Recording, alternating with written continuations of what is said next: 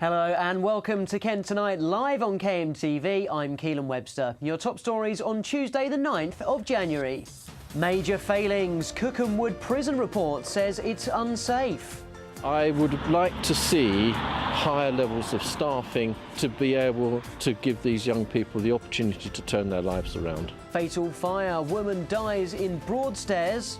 I'm here live at the scene in Broadstairs where investigation teams are still carrying out their work to find out exactly what caused the fire. Road to recovery. Kent's High Sheriff donates chickens to Sittingbourne School after holiday break-in. When I heard the news that the school farm had lost some animals during the Christmas period, particularly chickens, I felt that I could come in and help. And in sport, we look ahead to a fierce Kent derby between Maidstone and Ebbsfleet. A Rochester youth prison has high levels of violence and 1 in 4 boys say they feel unsafe. Cookham Wood is home to more than 160 boys and was visited by inspectors in August. They have now published their findings, including a number of failings. Poppy Jeffrey has more. Less safe and more violent. Cookham Wood Young Offenders Institute in Rochester is home to 161 boys between the ages of 15 and 18. Behind me is Cookham Wood Prison. It's part of the Rochester Prison Cluster, and the inspectors visited here unexpectedly last August, where they detailed a number of findings. The report, published online, showed that most of the boys being held there were spending more than 19 hours a day in their cells. One of the most shocking findings, though, was that 1 in 4 boys felt unsafe, a figure which has more than doubled since its last inspection in 2016. The report also stated that the regime was poor. Difficulties in getting the boys out of cells to attend the wide range of group-based services was a significant waste of resources, which is due to a lack of escort officers. It's not all doom and gloom, though. They did find some strengths when they arrived, such as work with boys when they arrived in the unit in the first few days in custody, as well as encouraging people with serious medical conditions to wear detection bands with alarms, which is commonly good practice. Councillor Stuart Tranter, representative for Rochester West, said the focus should be on reducing the reoffending rate. It's shocking that young children can end up in prison at that age, and yes, of course it's punishment, and of course we have to deal with that. We have to protect the public from them. We have to protect them from each other. Now we're talking at young people. It's traditionally the most difficult. I think about 41%, the last reports I saw, reoffend. That's too high. That's something that we need to be working on, and I know that that's work they're doing. Particularly when the report took place, they went through a period of very low staffing levels. I understand there's been recruitment. I would like to see higher levels of staffing to be able to give these young people the opportunity to turn their lives around. Michael Spur, Chief Executive of Her Majesty's Prisons and Probation Service, said, "Regrettably, staff shortages did affect the regime we were able to provide for boys at Cookham Wood, which is why we prioritised the recruitment of staff last year. More officers are now in post, with additional recruits in training, and with these new staff in place, the Governor will be able to provide a more consistent regime, reduce violence and provide better support for the young people in his care." We will not know whether these changes have made a difference until the next inspection. This is Poppy Jeffrey for KMTV at Cookham Wood. Investigations into the cause of a house fire in Broadstairs have started today after a woman died. The fire broke out yesterday evening on Rectory Road in the coastal town, with police confirming the death this morning. Harry Peets is live at the scene for us now. So, Harry, what's the latest? Well, the latest, Keelan, is that, like you say, the police have confirmed the death of a woman, and it's now been confirmed that that woman is in her 50s. Her next of kin have been informed, but the identity of the woman is yet to be fully confirmed. And we can see police presence outside the building. What's been going on at the scene today? Well, at the scene today, the fire actually broke out yesterday evening at 6:30 and wasn't put out until 9 o'clock when Kent Fire and Rescue Service responded. But it wasn't until the morning when we saw the true extent to the fire, when the inside of the 3-storey building behind me has been completely destroyed by the flames. And today, fire investigation crews, along with police forensic teams, have been carrying out their investigations on the road and have only just finished in the last few minutes for the day. Now a police officer as well as one police car still remains on the scene here on Rectory Road in Broadstairs, but investigations are still being carried out and it's not yet known exactly what has caused the fire, and it's not yet known the identity of the woman. However, floral tributes have been left just over my shoulder behind me outside the home, with flowers being left just on a cut down tree stump outside the home. But as investigations carry on, we won't yet know until the next few weeks or days what exactly has caused this fire and has tragically caused this woman to die. Harry, thank you very much indeed. Next tonight, an act of kindness. That's what a Sittingbourne school has called a donation by the High Sheriff of Kent. George Jessel donated 8 chickens to the Westland School farm, who suffered a break-in during December. 3 boys, aged between 12 and 14, have been arrested on suspicion of criminal damage and animal cruelty. Cameron Tucker has this report. Yeah, he is very beautiful. A new and welcome home for 7 cockerels and hens. Kent's High Sheriff George Jessel visited Westland School with this special delivery. When I heard the news that the school farm had lost some animals during the Christmas period, particularly chickens, I felt that I could come in and help, and so I've come today. Hopefully these new chickens will be groomed, looked after. The children will learn from them as well as the chickens learning from them as well. All about animal husbandry, which is a vitally important subject to be taught. So it's one very small step from me, or one small gesture from me, but this is a huge thing for Western School, and hopefully the period between losing the old ones and getting the new ones is very short, and they'll all move on. The donation comes after what's been a difficult period for the Sittingbourne school. Pens and coops were open, causing 11 chickens to go missing. Some of the other animals were also hurt. Since then, 3 boys have been charged on suspicion of criminal damage and animal cruelty. Most people are just traumatised or really upset about what's taken place. I mean, it's something that you don't expect to come across and see. I mean, I've been attached to the school for 20 years, and I can't recall an incident like this having ever occurred here. Teresa was one of the animals injured during the Christmas break. She's now on a full road to recovery after receiving veterinary assistance after having trouble walking. And the headmaster of the school says that funds from a campaign that will come in light of the incident will help to increase security for the school. The main problem was caused because the animals were let out of their pens. We're also looking at putting in some extra CCTV as well, so that it covers a few more angles of the school farm, so that we can look after the animals, make sure that they're safe. Some children have just been coming and saying, "Oh, here's some money. I want to make sure that the school farm is more secure, and we want to look after it." Staff have said even while they're coming to terms with what's happened, the response from the public has shown just how special this school farm community is. Cameron Tucker, KMTV, Sittingbourne. Police are hunting a suspect after a woman was attacked by a man with a liquid in Gravesend. Officers have released this e-fit of a man following an assault in an alleyway between Brunswick Walk and Prospect Place. The victim, who was in her 30s, was approached from behind and the man threw the liquid at her, but she wasn't hurt. It happened at around 5 in the evening of the 19th of December. The suspect is a dark-skinned, slim man in his 20s, and it's believed he was wearing a grey hoodie and a baseball cap. Anyone with information should contact Kent Police. A cash machine outside Rochester Station has been cordoned off after it was vandalised in an attempted theft.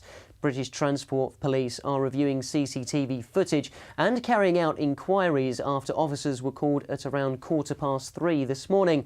This attempted theft comes 2 weeks after money was stolen from a similar ATM outside Rainham Station. Officers believe the 2 incidents are linked. Next this evening, plans are underway in Wales to make it illegal to smack your children. Charities such as the NSPCC said this would bring Wales in line with dozens of other countries, but those campaigning against this fear it may criminalise ordinary parents. Currently in Britain, hitting your child is deemed a reasonable punishment, but where do you stand on this? Do you think smacking children should be illegal? We asked shoppers in Canterbury. I think it shouldn't be criminalised. I think children should be allowed to smack their children, but obviously not too hard, not violently. I don't quite say that it needs to be criminalised, but I certainly think it's not right to smack a child. Where do you draw a line? Some people may see a tap as a smack. There could be other people that could batter their child and say that it is a smack. I think sometimes it is a must. Well, for me, I think the opposite, because I believe that scolding in a peaceful way is good for children, but smacking is very dangerous because it can instill or inculcate certain bad behaviors. A smack on the back of the hand or the back of a leg when a child is taking, no notice of anything else as an instant reaction shouldn't be criminalised. Well, criminalisation seems to be a sledgehammer to crack a nut. I think it should be criminalised because it's assault. It would be assault if you did that to an adult. So why would it not be assault if you did that to a child? In fact, it's worse. They can't defend themselves in the same way an adult would. Shoppers in Canterbury there. But what do you think? Join the conversation using the hashtag KentSays on social media. Still to come, Jack will be here with the sport, building up to a huge game between Maidstone and Ebbsfleet at the Gallagher Stadium this evening. And Margate boss Steve Watt will be giving us his thoughts on their playoff push. Our defensive record was excellent up until that Christmas break, and we conceded 11 goals over 3 games. And up until that point, I think we'd only conceded, I believe, 17 in 20, so it's a real contrast, a real damaging Christmas period to our ambitions, if you like.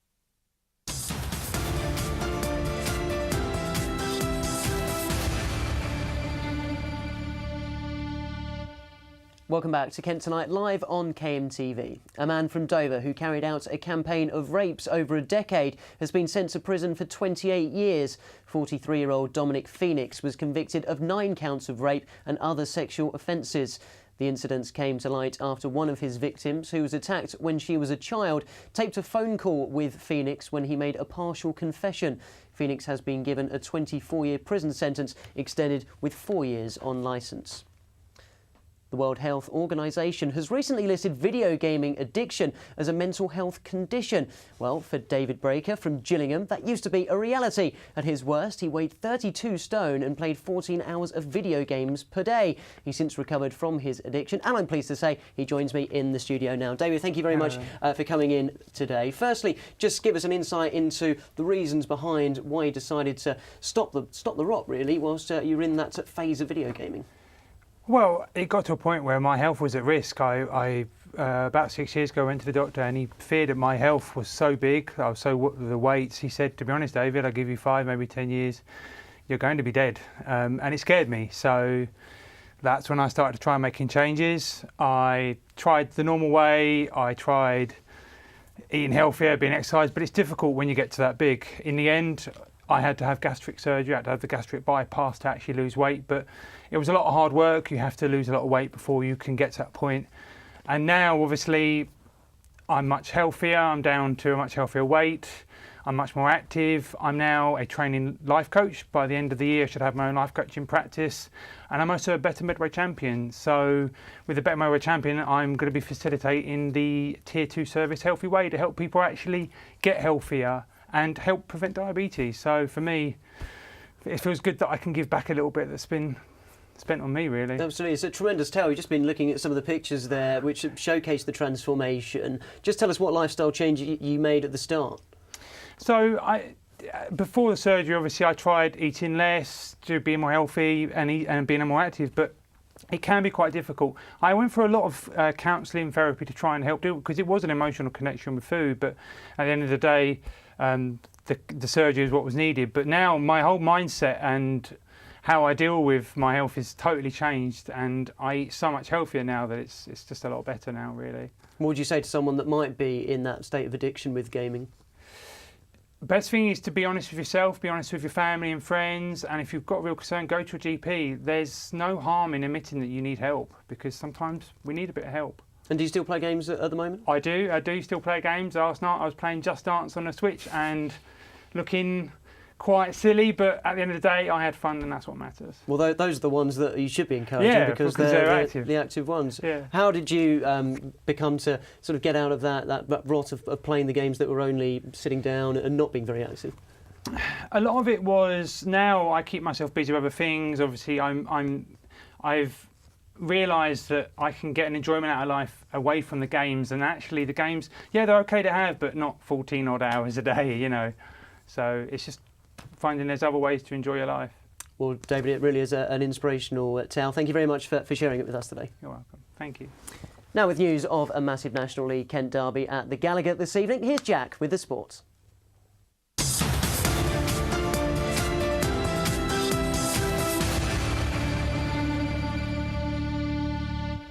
Rivalries will be renewed tonight as Maidstone hosts Ebbsfleet in what's set to be a fiercely contested Kent derby. The rivalry between the two clubs stems from Maidstone's victory at Ebbsfleet in the 2014 National League South playoff final. Tensions between the two clubs have intensified in recent weeks due to disagreements regarding the Stones' 3G pitch.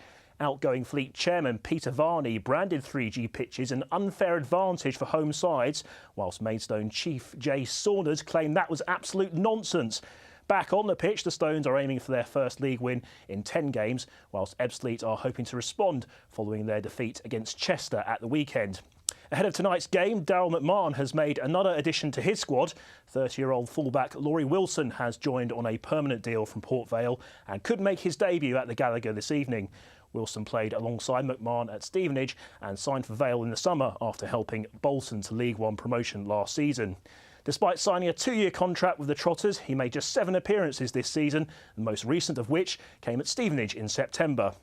As well as tonight's Kent derby, Sittingbourne are hoping to end a run of 7 straight defeats when they welcome Guernsey to Woodstock Park. In the Bostik Premier, Folkestone host Thurrock and Margate entertain Needham Market. On last night's Team Talk, we spoke to Margate boss Steve Watt to get his thoughts on their push for the playoffs. I think we should be higher. You know, I think our performance, our consistency over the season has been, I would say, quite good. Our defensive record was excellent up until that Christmas break, and we conceded 11 goals over 3 games. And up until that point, I think we'd only conceded, I believe, 17 in 20. You know, so it's a real contrast, a real damaging Christmas period to our ambitions, if you like. But I think over the course of the season, what the club's been through in the past, and we've maintained it from before a ball was kicked this season. We're about stabilising the club. To cricket now, and it's a big month ahead for Kent with a number of key decisions to be made. Alan Donald is still awaiting a work permit, and interviews for a new director of cricket begin this week. Alongside that, there are question marks over the captaincy. Also on yesterday's Team Talk, we got the latest from the KM Group's Mark Stokes. We all thought it was going to be a rubber stamp appointment of Sam, because he's Sam North East, having done the last 2 years, but it would appear that he's been told unofficially that he's no longer the county's preferred choice. The only candidates within the team are likely to be Sam Billings, who's the vice-captain, and maybe Joe Denley, who's one of the more experienced players, but there is talk that they might be looking to bring in an overseas player, and I know that 1 or 2 forums have suggested JP Duminy is one of their targets, but obviously the club haven't confirmed that, so that might just be speculation. That's all the sport for now. I'll be back with more later in the programme.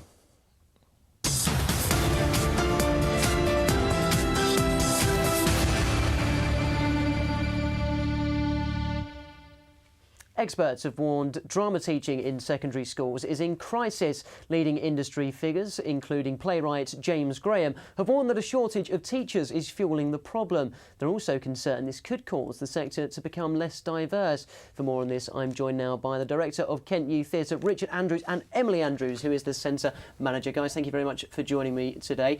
Firstly, Richard, why is this such a surprise? Why are we seeing a shortage of drama teachers? Well, they're not teaching drama in schools, so there's no need for them. It's quite simple. And that raises lots of other issues as well. We need drama to be taught, but because it's not being taught, it's being cut by schools because of government funding. They're not training teachers. Do we think this is a surprise? Yes. It is a surprise because of we feel that drama is particularly important as a subject, unique in itself. But it's seen as very much as a soft option. And so there's a sense of league tables. The schools have to have their league, they're going to be up in the league table. They want boxes ticked, and drama for them doesn't tick the right boxes. What would you say to those people that do think it's a soft option, to try and persuade them that it's not? Yeah, I mean, teachers different skills that they will learn within the classroom.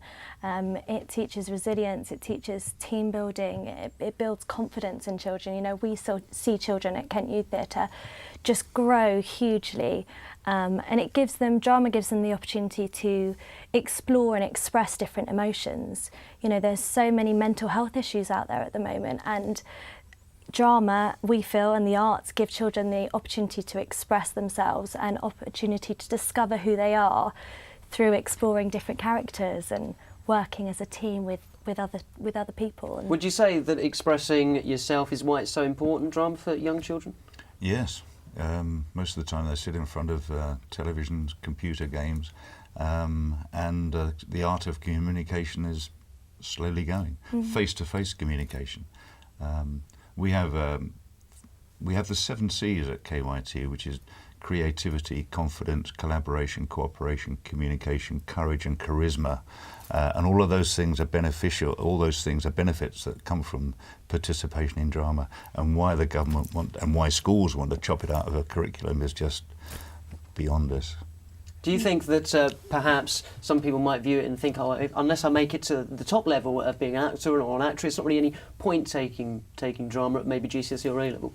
Well, as I was saying, you know, there are so many other benefits to it. You know, being able to stand in front of an audience and present and talk to people in a confident manner. That's things that, you know, children, our stage bugs, for example, our 3 to 7-year-olds, they learn at that age, the confidence to get up in front of people and confidently express ideas. And explore different themes and different topics, and that can be taken into all school subjects in education. You know, they can learn about history through drama. They can learn so many different things through drama. Any topic can be taught through drama. It's a unique topic that should be in schools, and they're chopping it. Well, it's an intriguing talking point. Both of you, thank you very much for joining me this evening. Thank you very much. A reminder, you can watch Kent Tonight live and on catch-up at our website, kmtv.co.uk. You can stay up to date with all the news, sport and weather from right across Kent whenever and wherever you are. You'll find breaking news, local features and repeats of our special programmes.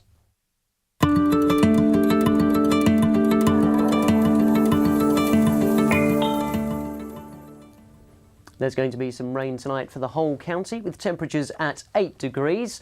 That rain will clear up in the morning, giving way to some sunshine in Maidstone and Tunbridge Wells. Highs remaining at 8. The afternoon will bring a sprinkling of sunshine for the whole county, with no wind, but those clouds will remain. It won't last for long, however, as the rest of the week will have overcast conditions, with highs of 7 degrees and lows of 5 on Saturday.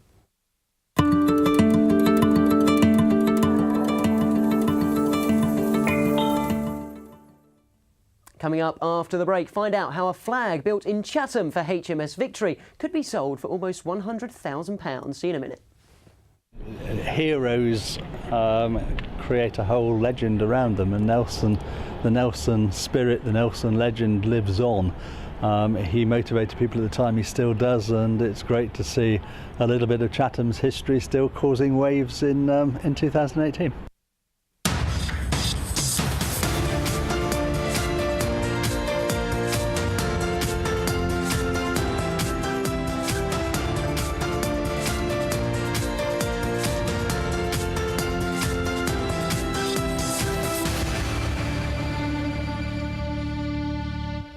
Hello and welcome to Kent Tonight live on KMTV. I'm Keelan Webster. Your top stories on Tuesday the 9th of January. Major failings. Cookham Wood prison report says it's unsafe. I would like to see higher levels of staffing to be able to give these young people the opportunity to turn their lives around. Fatal fire. Woman dies in Broadstairs. I'm here live at the scene in Broadstairs, where investigation teams are still carrying out their work to find out exactly what caused the fire. Road to recovery. Kent's High Sheriff donates chickens to Sittingbourne School after holiday break-in. When I heard the news that the school farm had lost some animals during the Christmas period, particularly chickens, I felt that I could come in and help. And in sport, we look ahead to a fierce Kent derby between Maidstone and Ebbsfleet. A Rochester youth prison has high levels of violence and 1 in 4 boys say they feel unsafe. Cookham Wood is home to more than 160 boys and was visited by inspectors in August. They have now published their findings, including a number of failings. Poppy Jeffrey has more. Less safe and more violent. Cookham Wood Young Offenders Institute in Rochester is home to 161 boys between the ages of 15 and 18. The report, published online, showed that most of the boys being held there were spending more than 19 hours a day in their cells. One of the most shocking findings, though, was that 1 in 4 boys felt unsafe, a figure which has more than doubled since its last inspection in 2016. Difficulties in getting the boys out of cells to attend the wide range of group-based services was a significant waste of resources. It's not all doom and gloom, though. They did find some strengths when they arrived, such as work with boys when they arrived in the unit in the first few days in custody, as well as encouraging people with serious medical conditions to wear detection bands with alarms, which is commonly good practice. Councillor Stuart Tranter, representative for Rochester West, said the focus should be on reducing the reoffending rate. Now, we're talking at young people. It's traditionally the most difficult. I think about 41%, the last reports I saw, reoffend. That's too high. That's something that we need to be working on, and I know that that's work they're doing. Particularly when the report took place, they went through a period of very low staffing levels. I understand there's been recruitment. I would like to see higher levels of staffing to be able to give these young people the opportunity to turn their lives around. Michael Spur, Chief Executive of Her Majesty's Prisons and Probation Service, said, "Regrettably, staff shortages did affect the regime we were able to provide for boys at Cookham Wood, which is why we prioritised the recruitment of staff last year. More officers are now in post, with additional recruits in training, and with these new staff in place, the Governor will be able to provide a more consistent regime, reduce violence and provide better support for the young people in his care." We will not know whether these changes have made a difference until the next inspection. This is Poppy Jeffrey for KMTV at Cookham Wood. Back now to the news that the Welsh Government might make smacking your child a crime. A consultation has been opened into whether or not smacking would be acceptable under the defence of reasonable punishment. There are fears this could criminalise ordinary parents, but others think disciplining a child has long-term negative impacts. So, were you disciplined as a child? Is smacking a normal punishment? We asked shoppers in Canterbury. I was smacked as a child, and I think people do perceive it as normal, or many people do, but that doesn't mean that it's right or it should carry on that way. I will relate this, my parents' smacking behavior towards me, to their lack of awareness at that time, because times change from one generation to the other. There are different changes. Well, I was disciplined. If I was really naughty, I got smacked round my bottom or the top of my legs. My daughter is very much involved in domestic violence and the psychology of all that, and she can prove to me that it's sort of self-perpetuating. Well, I grew up at a Catholic school, so don't ask me about discipline. But yes, so I had a lot of discipline when I was a child. Well, I definitely was smacked as a child and threatened with the belt on many occasions. I think it's helped me grow into a better person. I think there's a certain amount of discipline involved with smacking or threatening to use something to discipline a child. I think the fear of the threat of somebody who you respect and admire, knowing you've disappointed them, would be more than enough. Or I used to send my children to their room. Shoppers in Canterbury there, but what do you think? Let us know using the hashtag Kent Says on social media. The owner of a popular bar in Canterbury says he will fight to keep his licence after he was accused of flouting regulations. Police say IDs aren't being checked on the door of Club Burrito, too many people are being allowed in, and that the bar doesn't have a sound limiter. The bar's owner has denied the claims and says he has CCTV evidence to prove it. A review of Club Burrito's licence is set to take place next month. A fire broke out at a home in Folkestone today, caused by a cigarette.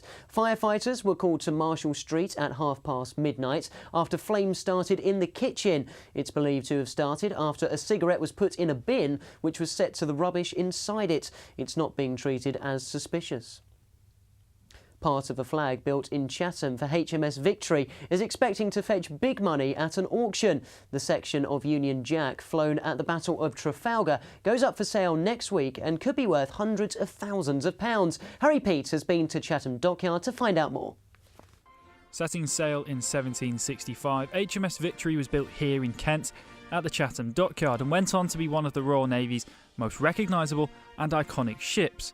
But despite having more than 100 guns and costing the modern-day equivalent of £8 million to build, it's the ship's flags that could be fetching big numbers at auction.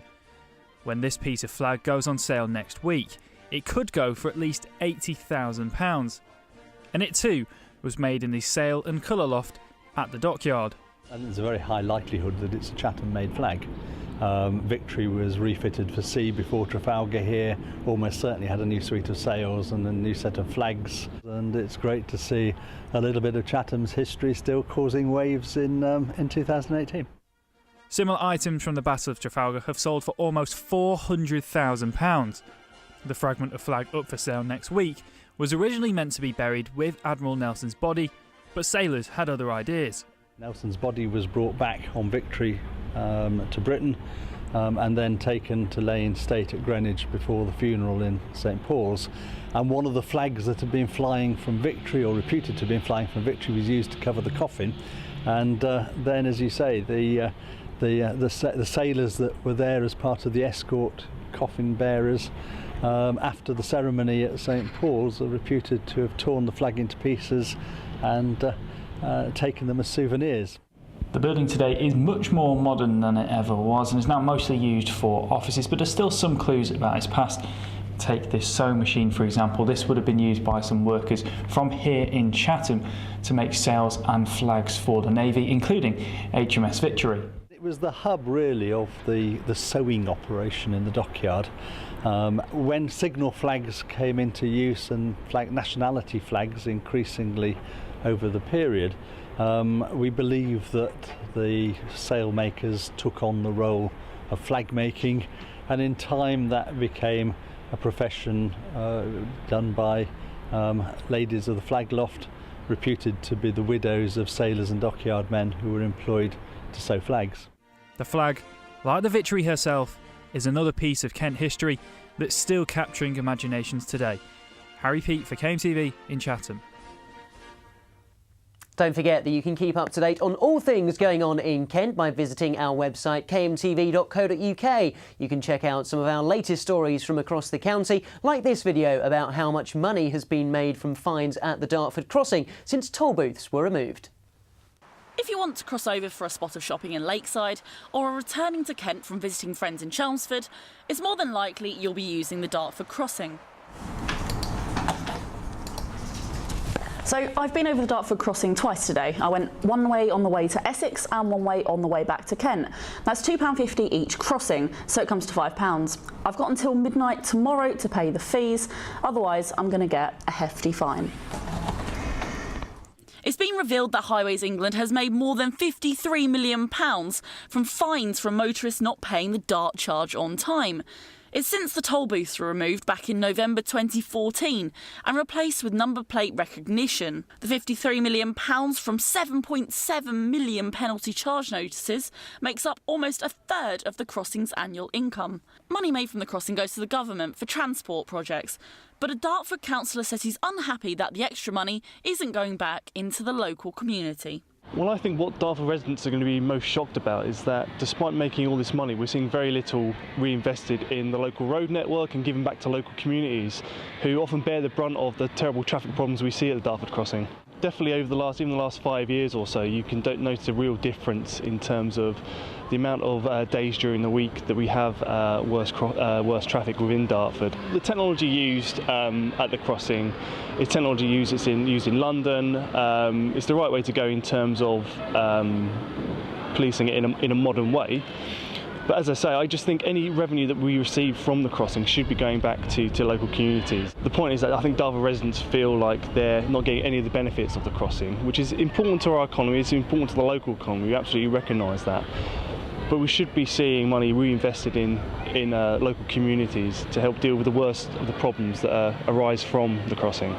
a Highways England spokesperson said more than 95% of drivers are paying their dart charge on time, comparing well to any other similar scheme worldwide.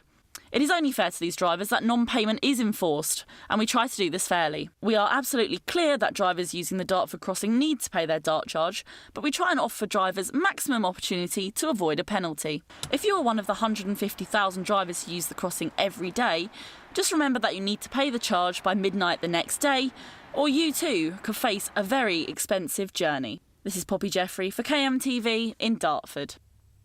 Made in Kent returns after the break, where we'll be trying out a selection of hams and meats. See you in a moment.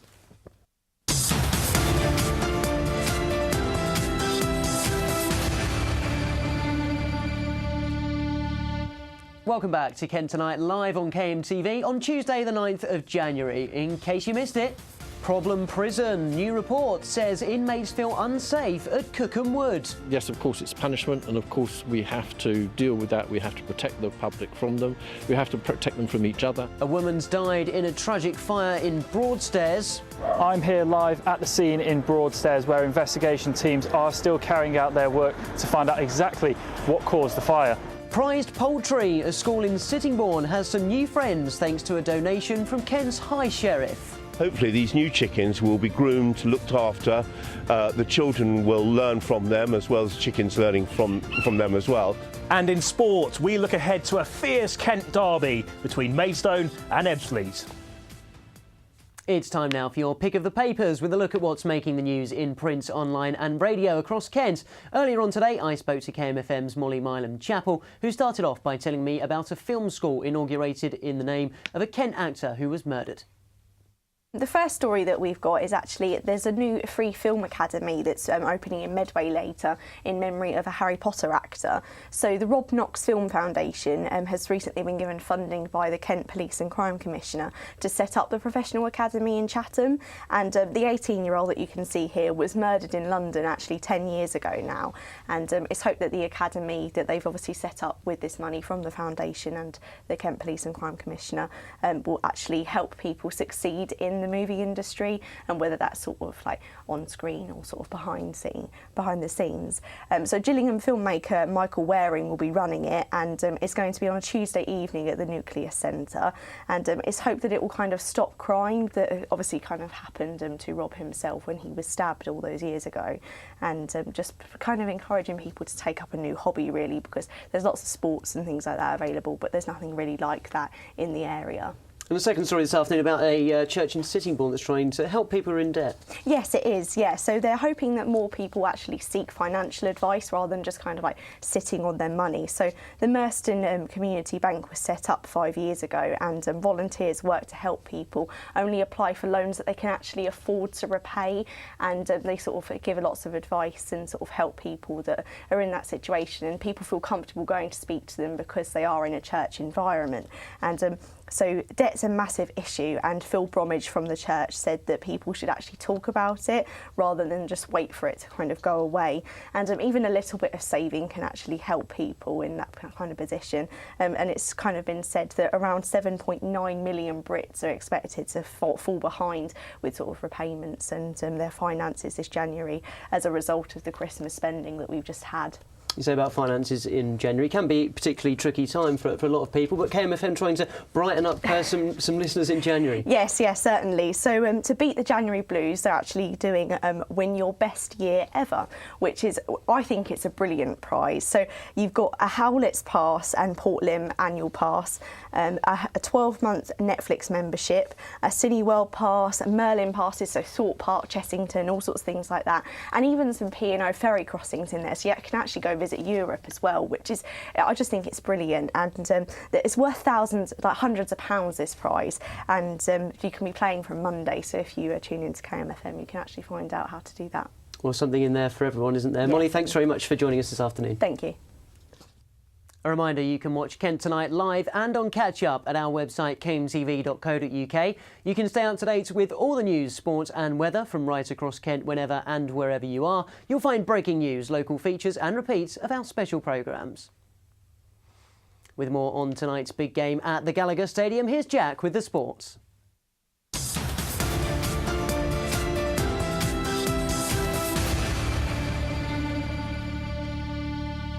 Jack, Darryl McMahon against Jay Saunders. Pro 3G against Anti-3G. Maidstone against Ebbsfleet should be a corker. Yeah, it should be, and already the row has started over 3G pitches. The Ebbsfleet Vice Chairman Peter Varney said that Maidstone's 3G pitch gives them a bit of an advantage over visiting teams, and Jay Saunders, the Maidstone manager, has responded in no uncertain terms. He's called Varney's comments absolute nonsense.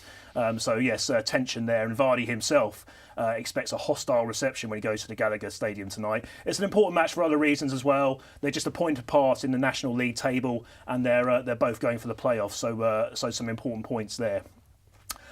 Earlier we told you how Ebbsfleet could give a debut to new signing Laurie Wilson tonight, but Maidstone could also give a first start to a fresh face of their own. The club has signed forward Darius Ossie from League One Oldham Athletic until the end of the season, and he's available for tonight's clash. Ossie made 23 appearances last season and was offered a contract extension, but since Richie Wellens took charge of the Latics, his chances have been limited. We'll have all the fallout from the big game in Kent tonight, tomorrow evening at 5:30. But until then, that is all the sport for now.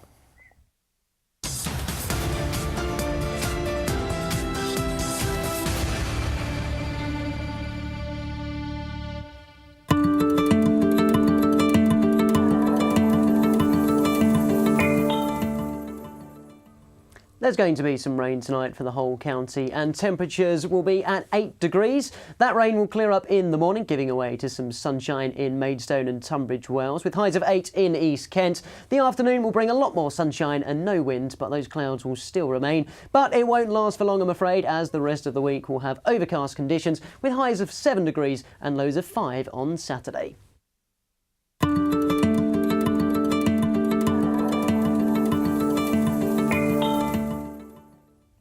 It's now time for Made in Kent, where we take a look at Kent's tasty treats and delicious drinks. For more than 40 years, Stephen's Fresh Foods in Chatham have been manufacturing cooked meats, which are sold across the UK, with Pizza Express one of their most notable customers. In a minute, we'll be trying out a selection of hams and meats from Stephen's, but before that, Cameron Tucker's been having a look at where they're produced.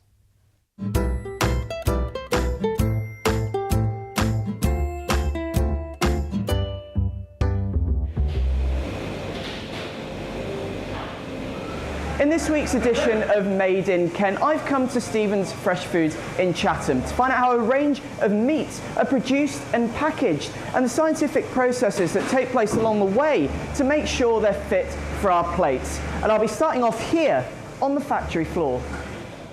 Upon delivery of the day's fresh batch, Stephen's team of butchers cut and slice before either netting or massaging the water out of the meats.